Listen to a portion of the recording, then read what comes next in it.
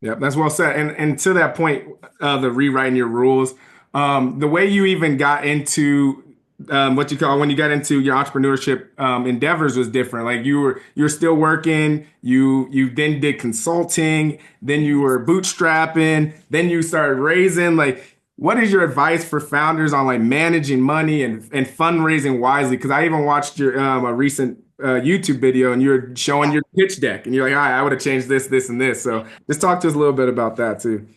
Yeah, I mean, I entrepreneurs are not very risk averse, right? They have a high risk tolerance, and you got to be a little bit crazy to like sacrifice the things you sacrifice in the beginning. And I do believe that there's a level of like just brute force for an intensive period of time in order to be successful at anything, Yeah. like literally anything, right?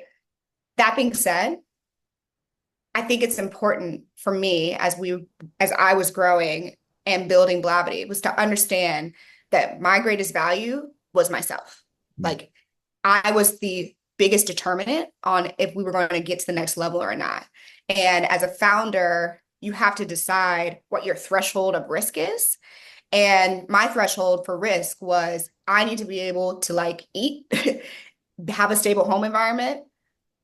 I had roommates. I was living in downtown San Francisco. I had roommates. I ate avocados, which were very cheap at the time because we lived in California, Okay. and boiled eggs and ramen, right? Like I was getting Tupperware and filling it up every day at work.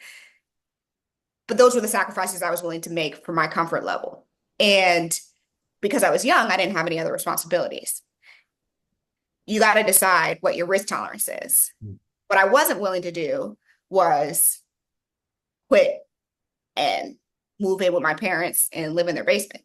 Right. Like I wasn't willing to do that because it required me to move out of the ecosystem that was the most important, which was San Francisco at the time. So I needed to figure out within my own structure where I was willing to take the risk and Mhm. where I needed stability and then figure out how to make that happen. So, I was trading time and freedom for income, but I kept my day job for a year. Then I quit, kept a consulting gig for 3 years. Even after I raised money, I did not pay myself. I lived in the office. The office paid for my apartment, and my office was next door. And that was what Blavity paid for. That was my salary, was just paying my rent. And we used every single dollar that we made and our first $500,000 in funding to pay for employees so that we could grow the business.